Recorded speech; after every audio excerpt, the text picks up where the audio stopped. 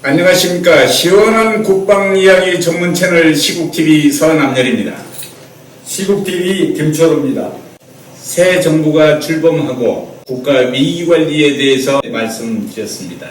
우리한테는 현존 위협, 북한이라는 실체가 정말 우리 민족의 숙명처럼 느껴집니다.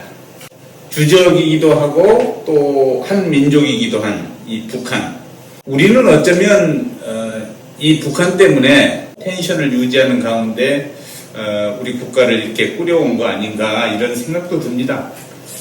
그래서 해방 이후에 오늘의 2022년 이 상황까지 올 때 많은 그 역사적 부침이 있었고 정치적으로 소용돌이가 있었지만 일단 과거의 함정에 빠지지 말고 우리가 현실의 도전을 극복하면서 새로운 미래로 나가야 되는데 그 중추에 바로 위기관리가 있다. 네. 위기관리의 핵심은 역시 그 권력의 중추인 청와대 아니겠습니까? 근데 청와대가 이제 용산시대로 했기 때문에 정명을 어떻게 새롭게 할지 모르지만 어쨌든 피플스 하우스가 됐던 국민의 집이 됐던 새로운 국가의 상징이며 대통령이 국군 통수권자인데 마침 이제 국방부 청사적으로 쪽으로 들어갔어요. 그래서 거기에서도 어디에 있든지 그 역할을 헌법기관인 대통령이 또 많은 비서진과 또 많은 정부 조직의 도움을 받아서 대한민국을 안전하게 그리고 새로운 미래의 메시지를 희망의 메시지를 줄 수 있는 것을 이끌어 나가는데 가장 그 기본이 바로 튼튼한 안보다. 네, 옳습니다. 국방이다. 그렇습니다. 생각이 됩니다. 이 북한의 김정은 정권이 출발한 지 이제 10년이 됐습니다. 지난 2012년 4월이었죠. 김정은이 등장을 했고 그동안 10년 동안 북한은 무엇을 향해 달려왔는가 한번 생각해보고 향후 이들은 무엇을 향해서 달려갈 것인가 이런 것들을 오늘 대화를 나눠보고자 합니다. 2012년도 김정은이 초기에 집권할 때 많은 김정일의 영구 호송차를 호위하던 김정각을 비롯해서 많은 군부 순회들 그 장성택을 비롯한 지난 10년간의 북한 정권의 그 피해 숙청, 이른바 계급장을 뗐다 붙였다 하고 계급장 정치까지도 하고 그런 와중에서도 국제사회의 어떤 비난을 받으면서 다양한 유엔 제재를 받아왔는데 그 와중에서도 지금 2022년 상황같이 미중 전략 경쟁이 심화되고 또 러시아하고 이렇게 새로운 그 신냉전 구조까지 형성되는 이 변화무쌍한 와중에서 북한 정권의 독특한 생존 전략과 도발 행태를 과소평가해서는 안 된다. 과소평가하면 늘 허를 찌르는 경우가 된다.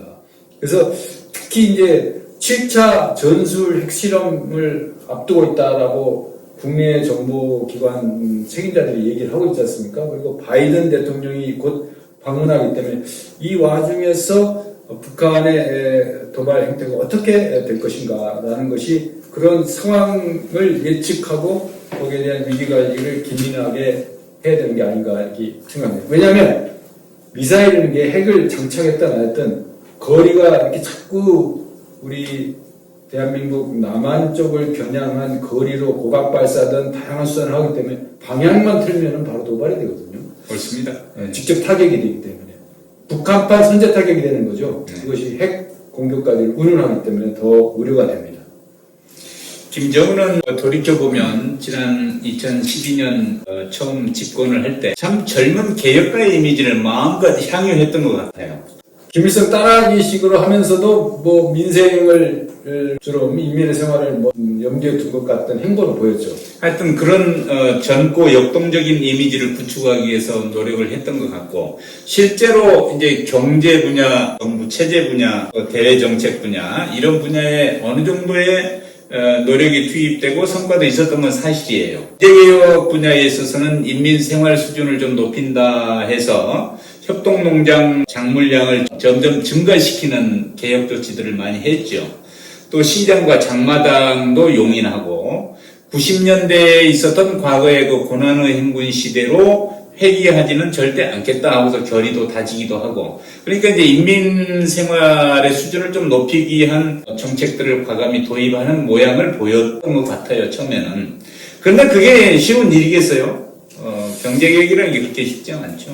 그러니까 도발을 자행하다 보니까 북한이 그 섬나라가 돼버린 그런 형국이 됐잖아요. 장마당 얘기하셨는데 장마당의 중요한 돈벌이 수단이라든가 그 이른바 쩐주, 그러니까 이런 다 이제 만나러 갑시다를 비롯한 많은 그 북한 관련 방송에서 탈북민들이 일관되게 주장하는 거는 전 인민을 위한 생활 경제 혁신은 아니고 그들만의 리그다.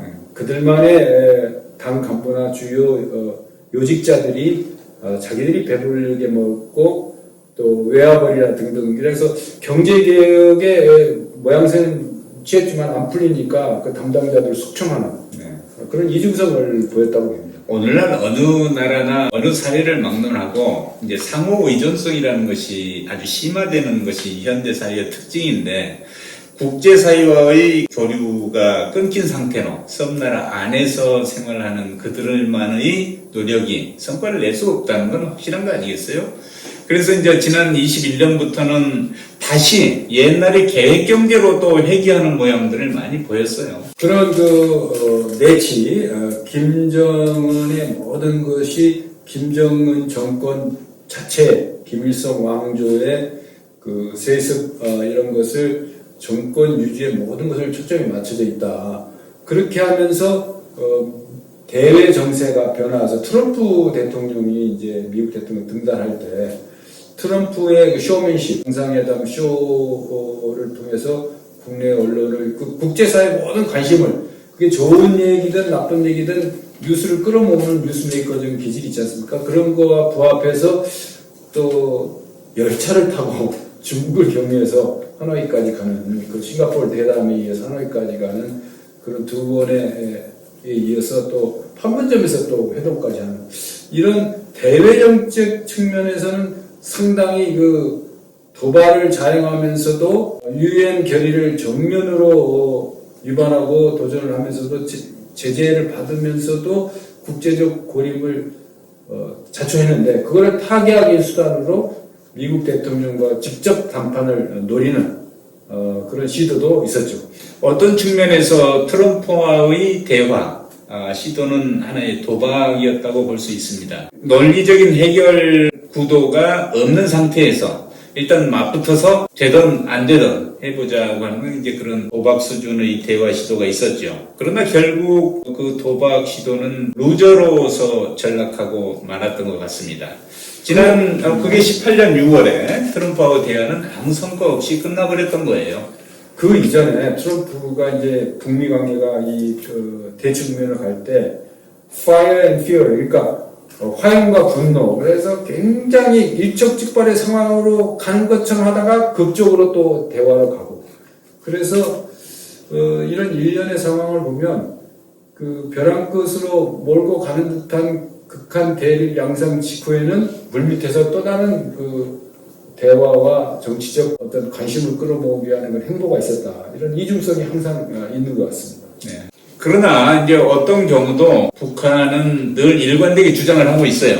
미국 공격에서 안전하다고 느낄 수 있게 해달라. 그리고 공격이 없을 거라는 미국의 약속이 있어야 된다. 최대 보장이죠. 이런 걸 꾸준히 주장하고 또 그걸 향해서 대화를 시도는 하고 있으나 국제사회는 요지부동이에요. 일단 핵부터 포기해라. 그래서 제재가 계속되는 한 진전은 없는 것이죠. 계속 이게 쳇바퀴 돌면서 서로 얽혀 있으니까.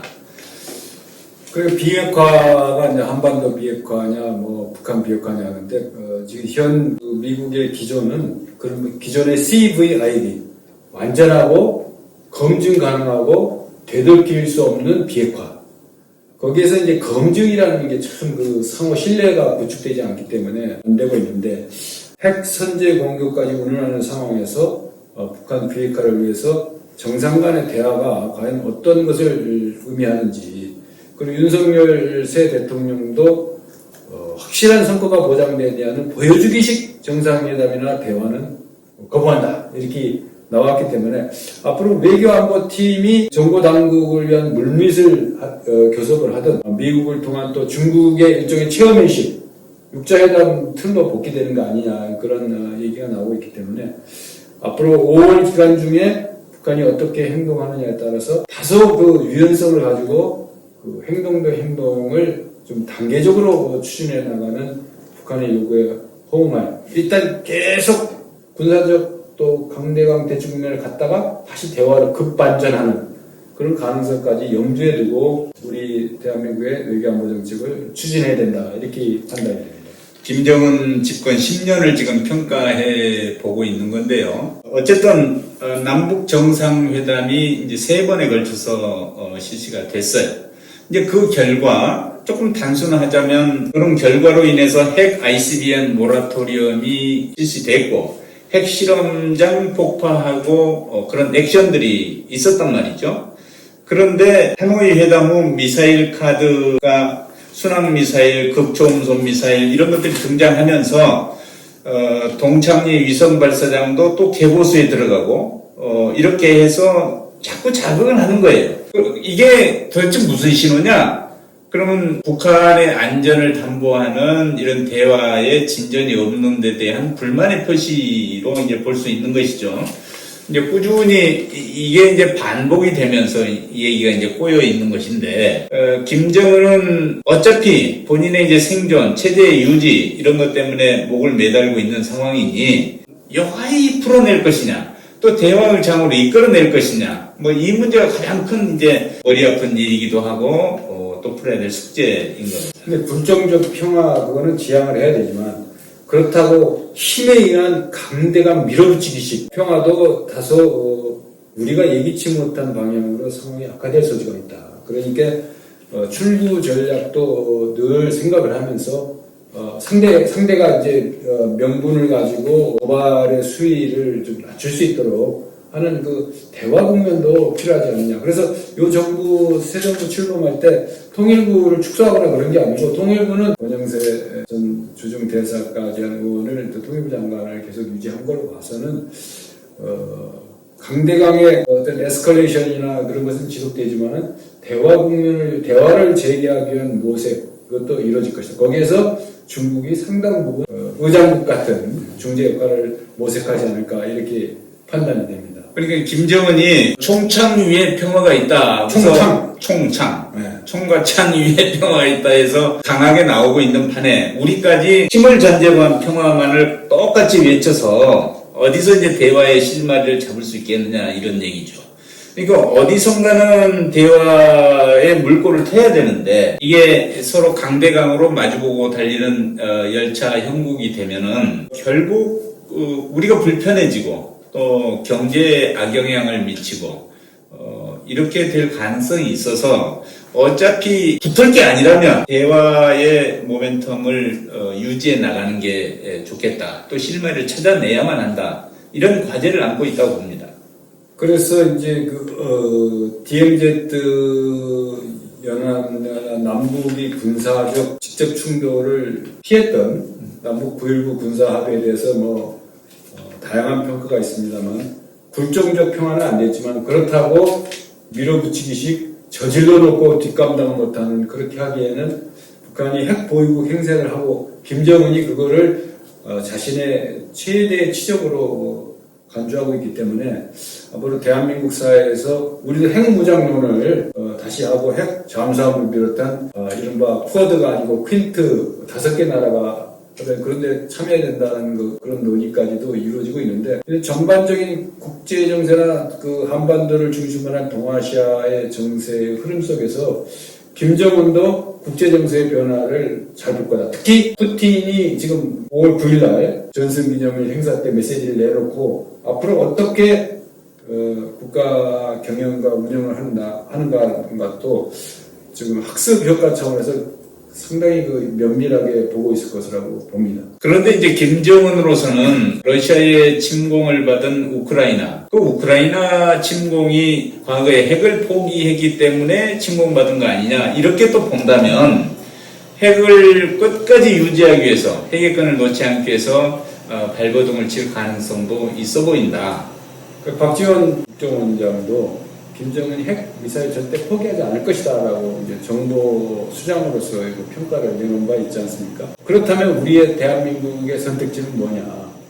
한미 확장 억제를 통한 강력한 대북 어떤 군사적 대응 체제를 갖추고 하면서 대북한 그 군사 도발을 억제할 수 있는 억제력을 충분히 확보를 한 바탕 위에서 새로운 이 난국을 또 강대강으로 치닫는 난국을 해결할 수 있는 또 지혜를 모아야 되는 그런 어려움이 있죠. 그러니까 안보가 상당히 중요한 첫 시험대로 부상하는 그런 측면이 된다고 봅니다. 사실 뭐 김정은은 지난 10년 동안 경제 분야도 개선하기 위해 노력을 한 걸로 평가가 되고 또 외교 분야에서도 자국의 안전 유지를 위해서 꾸준히 노력했다는 것은 부정할 수 없는 사실이에요. 그러나 성과는 없다. 이 성과 없이 끝난 10년 집권을 주민한테는 어떻게 설명할 것인가 하는 측면에서 생각해 본다면 이나마 우리의 존재를 과시했지 않느냐 하는데 이용하기 위해서 도발을 할 수는 있지 않겠냐. 그래서 최근에 심지어 유럽은 물론이고 중동 쪽에서 K-팝이나 K-문화가 많이 확산되고 한류 문화가 전 세계적인 붐을 이루고 있지 않습니까? 북한 사회도 예외는 아니다.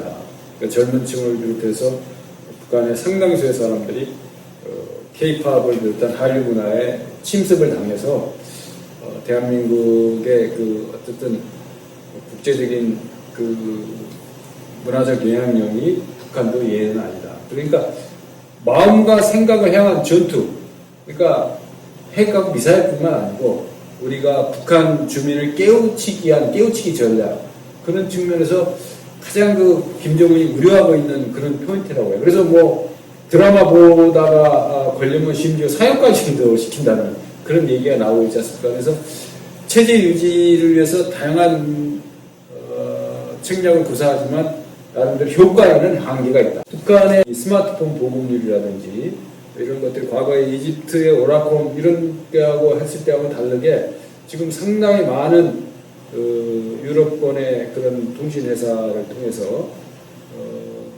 이런 즉각적인 소통을 할 수 있는 채널도 확보되고 있기 때문에 앞으로 이 문화적인 측면에서의 북한 주민이 깨우침을 갖게 되면은 상당히 체제의 도전 요소로 부상하고 있을 것이다. 그럴 거예요. 김정은은 이제 갖고 있는 모든 자기 정치적 자산을 뭐 거의 탕진하다시피 했고 다 드러냈단 말이에요. 그래서 더 이상 쓸 카드가 그렇게 없어 보이는 상황이에요. 10년을 이렇게 결산을 해보았더니 지금 남아있는 자산이 부족한 거예요.